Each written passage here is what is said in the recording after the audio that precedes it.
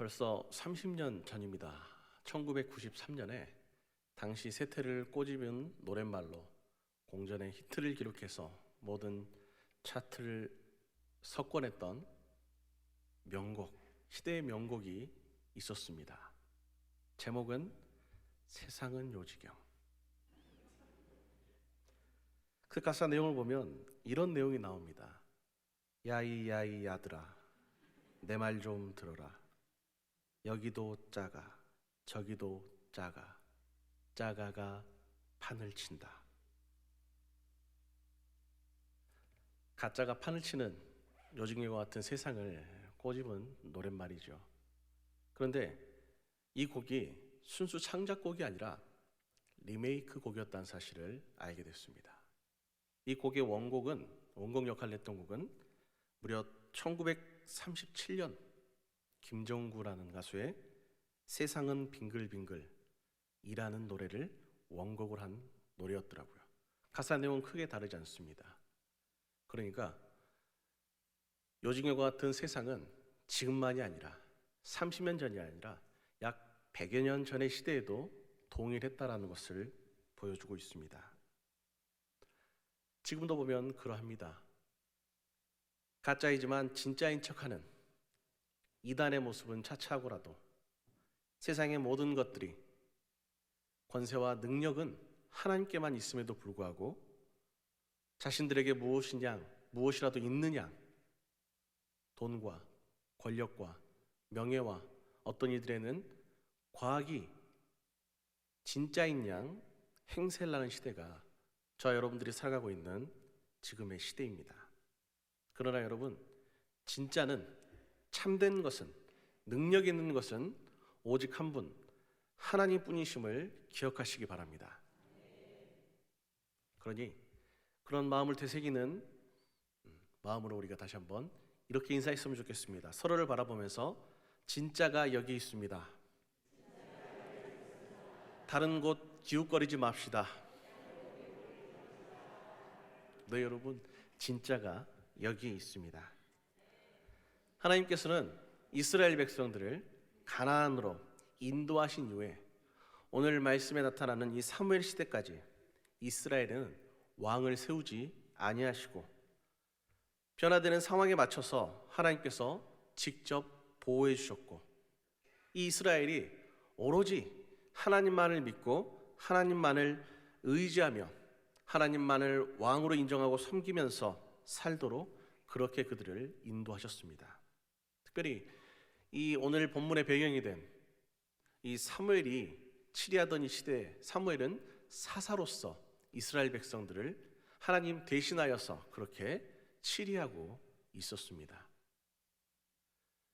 대리인이라고 하지만 이 사사들은 여러 가지 전쟁이나 문제가 생겼을 때 하나님의 은혜를 구하고 그로 인해 대적들을 물리치기도 했습니다. 뿐만 아니라 사회적으로 여러 가지 문제가 생기면 재판관의 역할도 했습니다. 그리고 나아가서는 이 하나님의 백성들에게 하나님의 말씀의 뜻이 무엇인지, 교훈이 무엇인지를 풀어 그들을 옳은 곳으로 인도하는 역할도 했습니다. 이미 사사는 사사이지만 그 당시 주변의 왕들이 행했던 그 모든 역할들을 감당하고 있었습니다. 그런데 어느 날 이스라엘 백성들은 이 사무엘에게 찾아와서는 왕을 세워달라고 이야기를 합니다. 그리고 그들의 이러한 모습에 대해서 본문 7절 말씀에 있는 하나님께서 이렇게 말씀하십니다. 함께 읽겠습니다.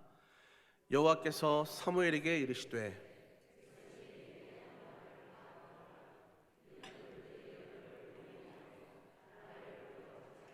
왕이 되지 못하게 함이니라. 아멘. 뿐만 아닙니다. 오늘 본문이 이야기하는 이 8장 11절부터 18절까지의 말씀을 통해 이 백성들에게 가르치라 말한 그 왕의 제도라는 것이 살펴보니까 전혀 이 백성들 입장에서는 유익한 것이 아니었습니다. 오히려 왕이 있으면 백성들의 삶은 더욱더 힘들고 어려워질 뿐이었습니다. 경제적으로든 육체적으로든 그들은 오히려 고통을 당하게 되는 것이 이 왕의 제도가 갖고 있는 본질이라고 하나님께서는 설명하시지요. 그럼에도 불구하고 이스라엘 백성들은 사무엘에게 그래도 왕을 세워주세요, 그렇게 이야기를 합니다. 마치 죄인인 바나바가 아니라 죄 없으신 우리 주님의 십자가에 못 박으라고 시위하던 유대인들의 모습처럼 말이죠. 그 이유가 무엇일까요? 이스라엘 백성들이 미래에 대한 불안감이 있었기 때문입니다. 그 불안감으로 인해 왕을 세워달라고 요청을 합니다. 오늘 본문 4절과 5절 말씀에 그 모습을 기록하고 있습니다. 함께 읽으시죠. 이스라엘 모든 장로가 모여 라마에 있는 사무엘에게 나아가서 그에게 이르되 보소서, 당신은 늙고 당신의 아들들은 당신의 행위를 따르지 아니하니 모든 나라와 같이 우리에게 왕을 세워 우리를 다스리게 하소서 한지라. 아멘. 이스라엘 백성들의 생각에 지금까지 본인들을 훌륭하게 지도했던 이 사무엘이 이제 나이가 들었습니다. 그러니 이제 미래가 걱정되기 시작했어요. 그리고 그의 후계자 역할을 감당해야 됐던 아들들을 보아하니 그들의 행위가 온전하지 못했습니다. 재판하는 일에도 그들은 뇌물을 받고 나쁜 짓만 골라서 행했습니다. 많은 문제를 일으켰죠. 그들 생각에는 나라의 장래가 걱정되었습니다. 아니, 사실은 본인들의 삶이 걱정이 되었던 것이죠. 그래서 이스라엘 백성들의 마음은 편안하지 못했고, 나아가 미래의 일들, 특별히 본인이 이로 인해 받게 될 여러 가지 피해들에 대해서 그들은 불안해지기 시작했습니다. 그래서 그들은 왕을 세워달라고 요청을 했죠. 그런데 이러한 모습은 이 오래전에 이스라엘 백성들의 모습에만 있는 것이 아니라 오늘 살아가고 있는 우리에게도 동일하게 봅니다. 우리도 걱정과 근심이 없는 사람들이 잘 없죠. 그리고 걱정과 근심을 보면 대부분이 미래에 대한 불확실한 어떤 것 때문에 느껴지는 불안감이었습니다. 그래서 누군가는 우리 시대를 보고 불안의 시대라고 말하는 사람도 있습니다. 이 현대사회의 특징 중에 한 가지는 불안이라고 우리는 말할 수 있는 것이죠. 그러면 불안이란 도대체 무엇일까? 심리학자들은 불안이란 공포와 비슷한 감정의 상태인데, 다만 그 무서워하는 대상이 분명하지 않고 곧 불분명하고 막연한 감정의 상태라고 이야기를 합니다.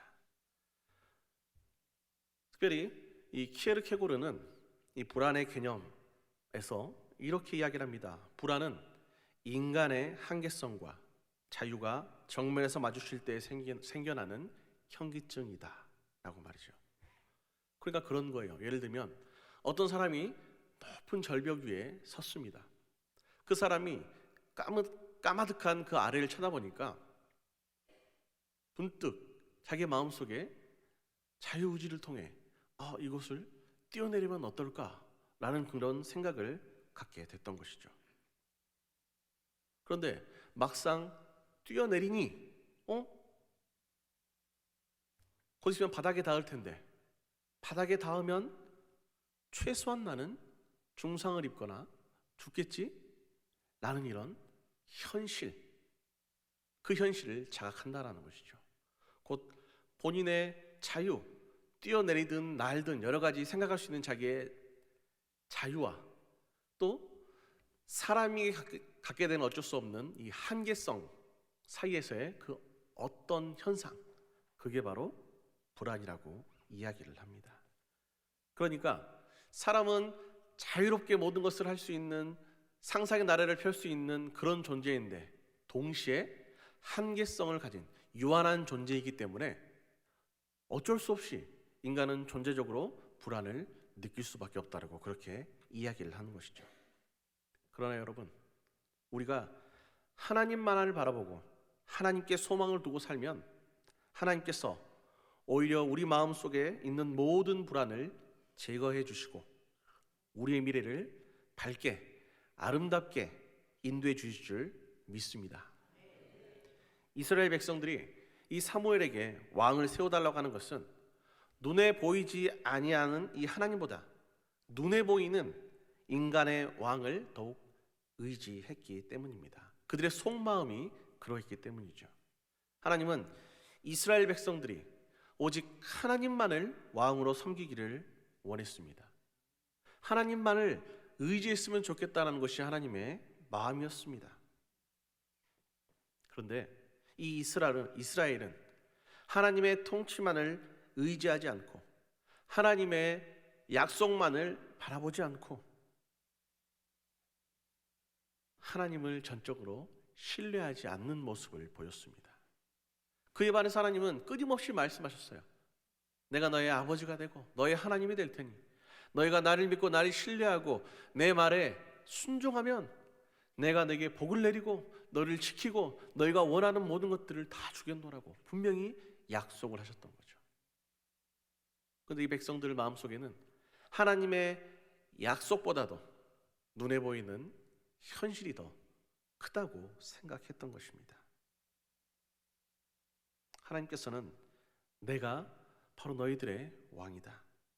내가 너희들의 인생의 반석이 되고 방패가 된다. 그러니 나만 의지하라고 끊임없이 말씀하십니다. 그러나 이 이스라엘은 하나님 아버지보다는 눈에 보이는 인간 왕을 더욱더 믿고 의지하기를 원했습니다. 이런 모습의 이면에는 그 근원에는 우상을 숭배하는 것과 동일한 악한 것이 있습니다. 이스라엘은 인간 왕을 세워놓고 성을 높이 세우고 군대를 조직하고 그 군대를 잘 훈련시키고 왕궁을 화려하게 만들고 그렇게 살아가면 안심이 될 것이라고 착각을 했습니다. 하나님보다는 그런 것들이 능력이 있다고 그들은 믿었습니다. 근데 여러분 한번 생각해 봅시다. 중국 하면 떠오르는 어떤 것이 있어요. 여러 가지가 있겠지만 가장 대표적인 것 중에 한 가지가 만리장성이에요. 이 만리장성은 이 기원전 208년 전부터, 그러니까 전국시대 제나라 때부터 축성되기 시작해서 계속해서 지속적으로 그 성이 이어지고 견고해졌습니다. 그들이 그렇게 이 높은 성벽을 계속해서 지은 이유는 흉노족과 같은 이 북방의 이민족의 침략을 막기 위해서였습니다.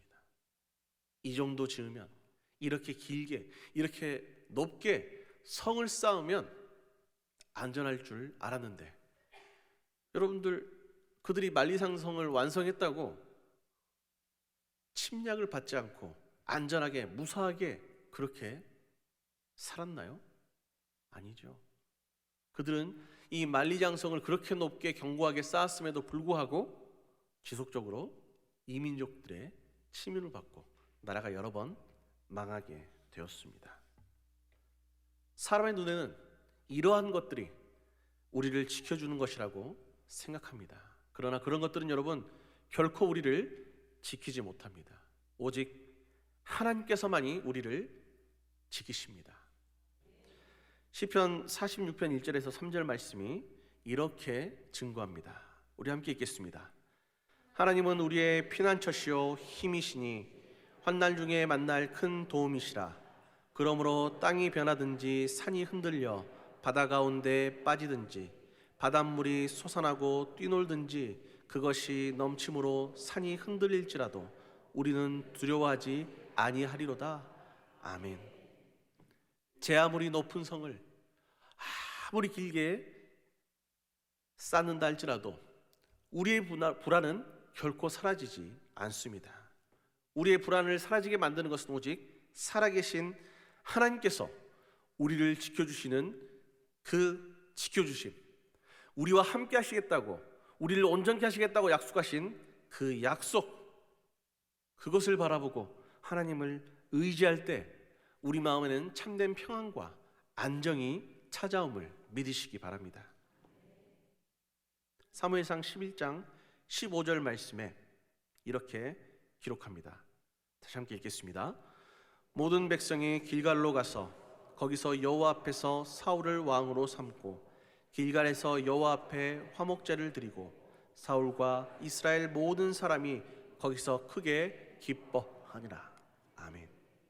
결국 그들은 하나님을 왕으로 인정하지 않고 사울을 왕으로 삼아 다른 주변의 나라처럼 그들도 왕정이 시작되었습니다.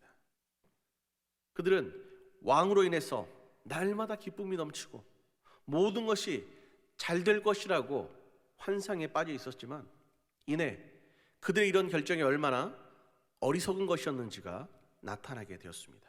그리고 비록 왕이라고 할지라도 그 또한 사람이기에 그 존재 자체가 얼마나 연약하고 불완전한 것인지를 그들이 깨닫게 되는 것이죠. 얼마 지나지 않아서 이 블레셋과의 전투를 앞두고 불안함을 이기지 못한 이 사울은 자신이 하나님께 제사를 지냄으로 하나님 앞에 범죄하게 되었습니다. 이 범죄를 통해 이제 하나님은 이 사울 왕이 하나님 마음에 합한 자가 아님을 천명하셨고 이제 자신의 마음에 우리 하나님 마음에 합한 자를 새로운 왕으로 뽑겠노라 그렇게 말씀하셨습니다. 사무엘상 13장 14절 말씀입니다. 우리 함께 읽겠습니다. 지금은 왕의 나라가 길지 못할 것이라 여호와께서 왕에게 명령하신 바를 왕이 지키지 아니하였으므로 여호와께서 그의 마음에 맞는 사람을 구하여 여호와께서 그를 그의 백성의 지도자로 삼으셨느니라 하고 아멘. 진정한 왕이라고 여겼던 이 사울이 아닌 하나님의 마음에 맞는 또 다른 사람을 다시 구하신다라고 하나님께서는 말씀하시죠. 그 사람은 다름 아닌 다윗이었습니다. 하나님의 마음에 합한 그는 여러 가지 사건을 여러 가지 모든 난관을 극복하고 믿음을 통해 결국 왕이 되었습니다. 그리고 하나님은 그에게 언약을 맺으셔서 그와 그의 후손들을 통하여서 대대로 무너지지 않는 영원한 왕조를 약속하셨습니다. 그러나 그도 완전하지 않아 결국 하나님 앞에 여러 가지 범죄를 행하게 되었습니다. 이 다윗에 이어 하나님의 집인 성전을 지었던 이 솔로몬 왕이 있습니다. 그는 세상의 어떤 누구와도 겨룰 수 없는 지혜를 소유한 훌륭한 왕이었습니다. 그 지혜를 10분 발휘하여서 역사상 그 어떤 누구도 누리지 못했던 비교할 수 없는 부요한 삶을 살게 되었습니다. 그러나 그도 완전하지 않아 하나님 앞에서 여러 범죄를 저지릅니다. 수많은 이방의 여인들과 결혼함을 통해 점점 타락했습니다. 그 후에 그의 자손들인 여러 왕들도 동일하게 우상을 끊임없이 숭배했습니다. 그래서 이 솔로몬 왕의 사후에는 나라가 북이스라엘과 남유다로 나눠지는 그런 안타까운 일도 일어나게 되었습니다. 역사적으로 그들의 여러 가지 범죄와 연약함을 통해 결국 그 왕조는 망하여 끝이 나게 되었습니다. 왕으로서 영원할 것이라던 이 다윗 가문의 통치는 끝이 나고 그 또한 진정한 왕이 아니었음을 하나님께서는 보여주셨습니다. 하지만 하나님께서는 다윗과 맺으신 언약을 기억하셨고 그들을 완전히 끊어버리지는 않으셨습니다. 마치 모든 것이 끝나버린 듯한 그런 상황에서도 하나님의 약속은 여전히 살아있어 다윗과 솔로몬이 아닌 진정한 왕이 이 땅 가운데 올 것임을 지속적으로 예표하시죠. 하나님께서는 여러분 이미 이 이스라엘 백성들에게 왕의 제도의 그런 맹점이 무엇인지 하나님을 왕으로 섬기는 것이 얼마나 합당한 일인지 분명하게 말씀하셨음에도 이스라엘 사람들은 여전히 하나님보다는 인간 왕을 세워달라고 요청합니다. 사랑하는 성도 여러분, 우리들의 진정한 왕은 세상의 다른 어떤 누구도 아니고 살아계신 하나님이심을 기억하시기 바랍니다. 저와 여러분들이 바람하지 않는 이 복된 미래는 사람의 힘에 달려있는 것이 아닙니다. 우리가 오직 하나님, 우리의 진정한 왕이신 그분만을 의지하고 살아나갈 때 우리에게 소망이 넘치는 미래가 있을 줄 믿습니다. 하나님 나라의 백성들이 하나님 나라의 백성처럼 살고 싶지 않다고 이방 나라의 삶을 부러워하는 것이 이스라엘 백성들의 모습이었습니다. 그러나 그러한 모습은 지금도 여전히 유효합니다. 오늘날로 말을 바꿔보면 그런 거예요. 성도들이 하나님의 백성처럼 살기를 거부하고 세속적인 삶을 오히려 더 부러워하고 있습니다.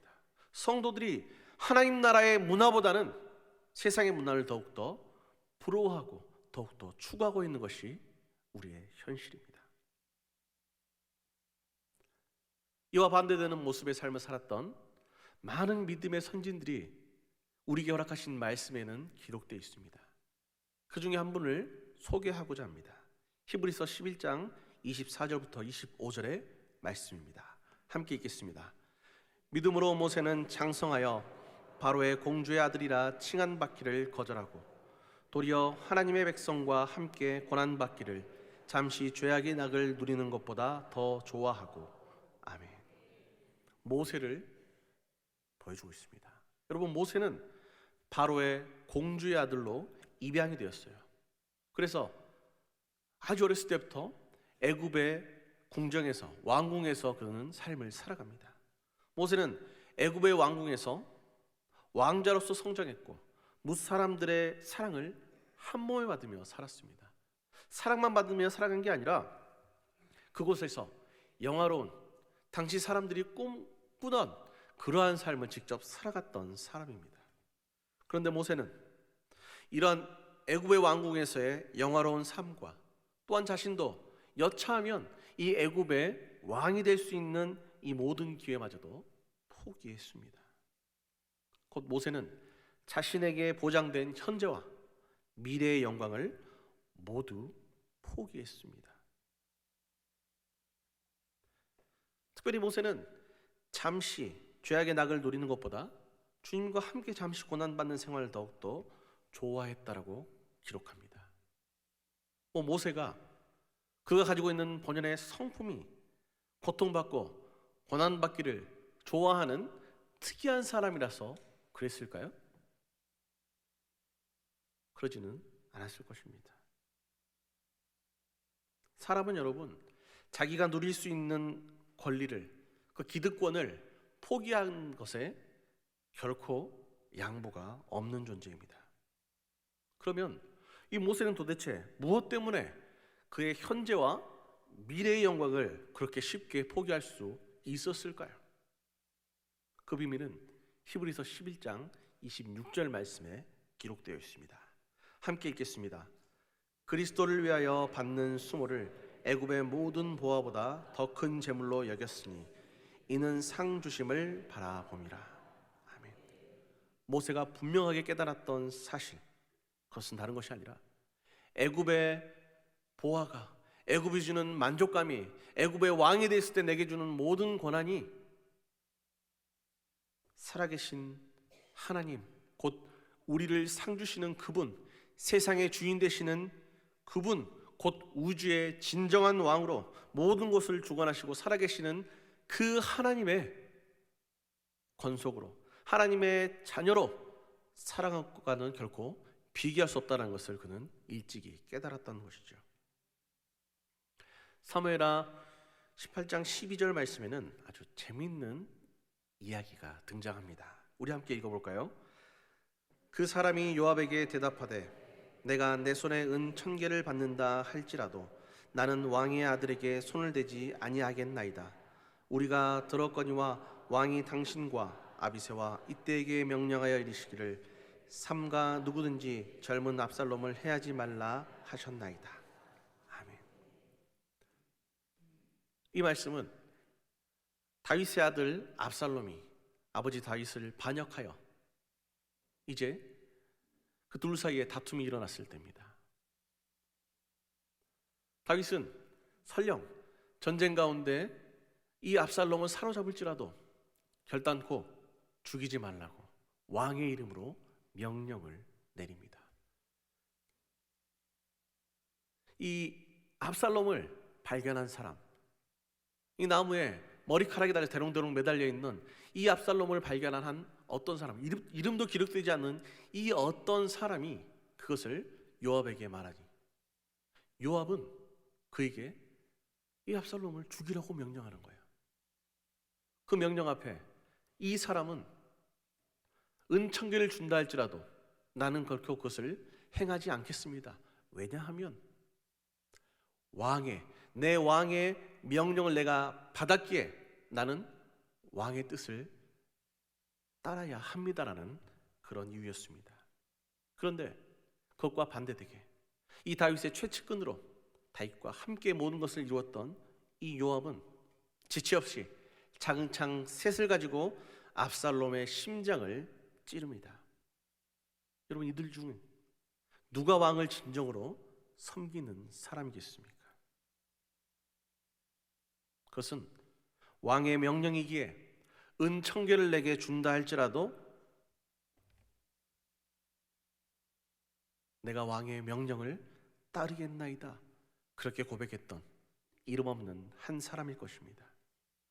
여러분, 한 나라의 왕에 대한 충성도 이러할진대 온 천하를 다스리시는 진정한 왕이신 우리 하나님에 대한 우리의 마음은, 우리의 모습은 어떠한지 여러분들 깊이 고민해 보시기 바랍니다. 사랑하는 성도 여러분, 세상의 왕과 위정자들이나 그리고 권세와 물질이 많은 사람들도 다 그 끝이 분명히 찾아옵니다. 오직 하나님만이 영원하셔서 진정한 왕으로 우리를 다스리심을 여러분 잊지 않기를 소원합니다. 그리고 그 하나님은 우리의 구원을 위해서 2000여 년 전 이 땅에 직접 찾아오셨으며 또 다시 오실 것을 약속하셨습니다.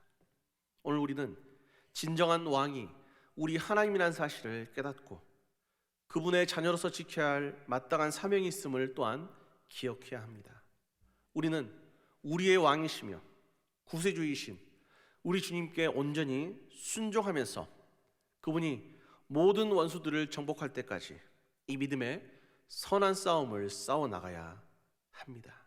그 과정에 우리는 또한 이 생명된 복음을 널리 전하여서 모든 영혼들이 함께 주님이 왕으로 통치하시는 이 하나님 나라의 백성이 되도록 분투해야 합니다.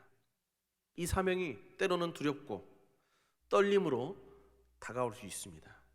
그러나 진정한 왕이 누구인지 깨닫는다면, 그리고 그 왕이 다른 존재가 아니라 우리 아버지라는 사실을 우리는 믿기에 우리에게 그 모든 순간순간이 설렘과 기대로 충만하여 우리 삶에 기쁨이 넘치는 인생 되시기를 주님의 이름으로 축원합니다.